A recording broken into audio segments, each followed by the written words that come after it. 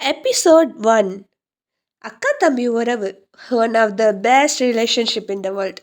அக்கா எப்போதுமே தம்பிக்கு இன்னொரு அம்மாவாக தான் இருப்பாள். அவளுக்கு அவள் தம்பி தான் முதல் பிள்ளை. அவன் சிரிப்பில் சிரிச்சுக்கிட்டு அவன் அழுகையில் தோள் கொடுத்து அன்பாக அரவணைத்து கொள்வா அந்த அக்கா. அக்கா கூட இருக்கும்போது 1000 சண்டைகள் போட்டாலும் அவன் இன்னொரு வீட்டுக்கு போகும்போது ஒவ்வொரு தம்பிகளும் அழக தான் செய்வாங்க. அது எப்படி கண்ணீர் வராமல் இருக்கும்? ஒவ்வொரு கண்ணீர் துளியும் சொல்லும் அவன் மேலே அவன் எவ்வளவு பாசம் வச்சிருக்கான் அப்படின்னு. அன்று சேலத்தில் ஒரு அழகான இரவு. நிலா அழகாக சிரித்து கொண்டிருக்க, நட்சத்திரங்கள் வைரம் போல் மின்னிக் கொண்டிருந்தது. அங்கு இருக்கும் ஊர் தெரு நாய்க்கள் எல்லாம் ஊரை பாதுகாக்க மனிதர்கள் அவர்களின் வீட்டில் நிம்மதியாக உறங்கிக் கொண்டிருந்தார்கள். அந்த அழகான இரவில் நிம்மதியை கெடுக்கும்படி ஒரு வீட்டில் தூங்கிக் கொண்டிருந்த அவரின் குடும்பத்தை கதவை தட்டி எழுப்பிக் கொண்டிருந்தாள் சஞ்சனா. எல்லாரும் எழுந்திருங்க, எல்லாரும் எழுந்திரிங்க. என்ன எல்லாரும் தூங்கிட்டு இருக்கீங்க? இன்னைக்கு என்ன நாள்னு எல்லாரும் மறந்துட்டீங்களா? 12 மணி அடிக்க போகுது. இன்னும் 20 நிமிஷம் தான் இருக்கு. சீக்கிரமா எழுந்திரிங்க என்று கூறி எல்லோரையும் எழுப்பி கொண்டிருந்தார். எல்லோரும் பயங்கர சலிப்பாக, என்னதாம்மா உனக்கு பிரச்சனை? நாளைக்கு எனக்கு ஒரு முக்கியமான கேஸ் இருக்கு. நிம்மதியாக தூங்க கூட விட மாட்டேறம்மா நீ. இப்போ நான் தூங்குனாதான் நாளை காலையில் கேஸை பார்க்க முடியும். அப்போ தான் என்னால் ஃப்ரெஷ்ஷாக இருக்க முடியும். என்னை தயவு செஞ்சு விட்டுறம்மா என்று கூறினார் அவள் தந்தை பழனி. அப்பா, அப்புறம் தூங்கலாம். இன்னைக்கு என்ன நாள்னு மறந்துட்டீங்களா? இன்னைக்கு தம்பியோட பர்த்டே. அவனுக்கு இப்போ நம்ம சர்ப்ரைஸ் பண்ண போகிறோம். எப்படியும் அந்த குரங்கு இந்த நேரத்துக்கு தூங்காமல் எடிட்டிங் தான் பண்ணிகிட்டு இருக்கோம். அவனுக்கு தெரியாமல் அவனுக்கு நம்ம சர்ப்ரைஸ் பண்ணலாம் என்று ரொம்ப எக்ஸைட்டிங்காக கூறினாள் சஞ்சனா. Hey, super D. 20 நிமிஷத்துக்கு முன்னாடி அங்கே எல்லாத்தையும் எழுப்பிட்ட. சரி வா, நம்ம அவன் தூங்கிறானா இல்லையான்னு பார்த்துட்டு வரலாம். வா போலாம் என்று ஆர்வமாக தங்கையுடன் சென்றாள் சஹானா.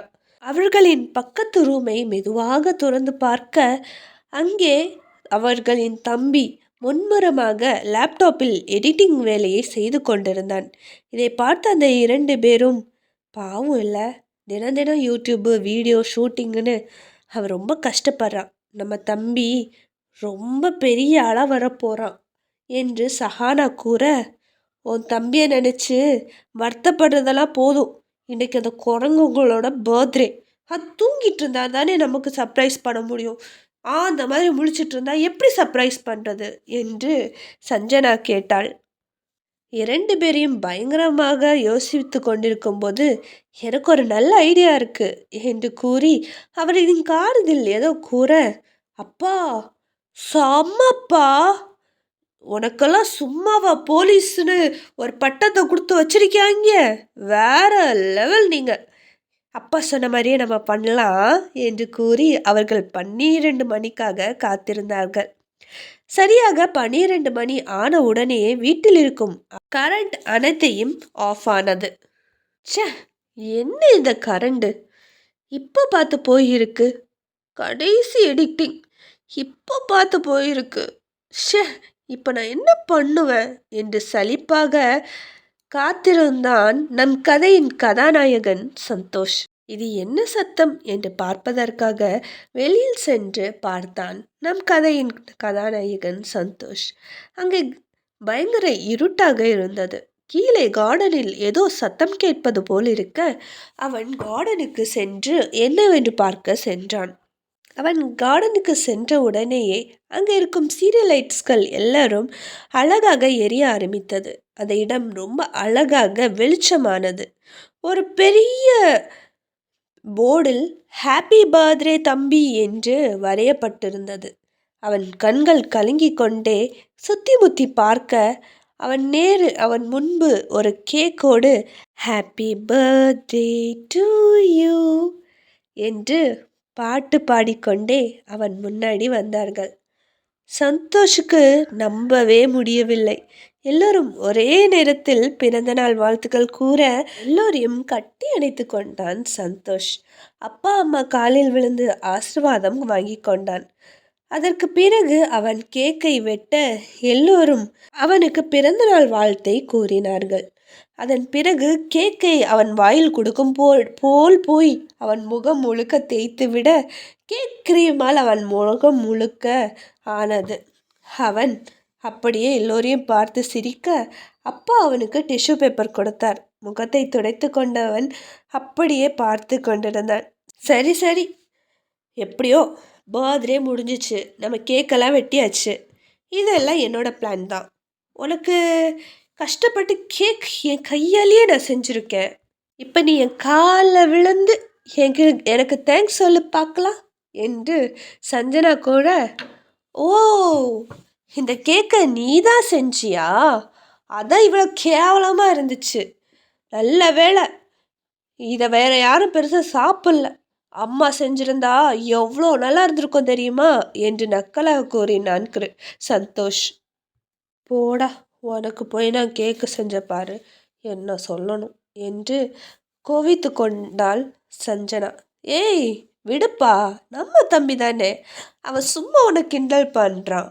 கேக் நிஜமாவே செம டேஸ்டாக இருந்தது, நீ கோச்சுக்காத, அவன் சும்மா விளையாடுறான் என்று சஹானா கூற அவளை பார்த்து சிரித்தாள்.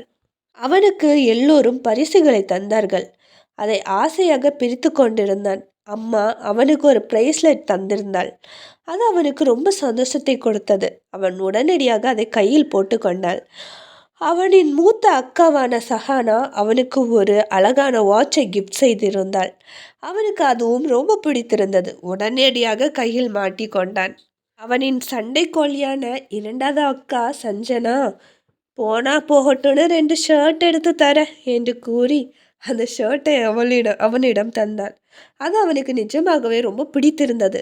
ஆனாலும் அது வெளிக்காமிக்காமல், உனக்கு சூஸ் பண்ணவே தெரில, அங்கிள் ஷர்ட் மாதிரி இருக்கு என்று கூறவும் எல்லோரும் சிரிக்க சஞ்சனா முறைத்தாள். என்னப்பா நீங்க, தம்பிக்கு எந்த கிஃப்டும் நீங்க வச்சுக்கலையா என்று சஹானா கேட்டாள். என்ன, ஏன் செல்ல பையனுக்கு நான் கிஃப்ட் கொடுக்காம எப்படி? அதெல்லாம் நான் வச்சிருக்கேன், அது சர்ப்ரைஸாக நான் ரெடி பண்ணியிருக்கேன் என்று கூறி அவன் கண்ணை ஒரு துணியால் கட்டி அவனை ஒரு இடத்திற்கு அவர் கூட்டி சென்றார். எல்லோரும் எங்கே ஆர்வமாக பார்க்க ஆரம்பித்தார்கள். அப்பா அப்படி என்ன கிஃப்ட் கொடுத்திருக்கிறார் என்று தெரிந்து கொள்ளும் ஆர்வம் எல்லாரின் முகத்திலும் தெரிந்தது. அவர்கள் வீட்டில் இருக்கும் டைனிங் டேபிள் அருகே கொண்டு போய் அவனின் கண்ணை அவிழ்த்து விட்டார். அவன் முன்பு ஒரு பெரிய கிஃப்ட் பாக்ஸ் இருந்தது. அதை பிரித்து கொண்டே அவனும் அதுக்குள் என்ன இருக்கிறது என்று ஆர்வமாக பிரிக்க, அதில் இருந்ததை பார்த்து அவன் அதிர்ச்சியாகி அப்பாவை பார்த்தான். இந்த பரிசுகள் எல்லாத்தையும் பார்த்தவனுக்கு அவன் கண்ணையே நம்ப முடியவில்லை. அவன் அப்பாவை கட்டிப்பிடித்து அழத் தொடங்கினான். சந்தோஷம் மலரும்.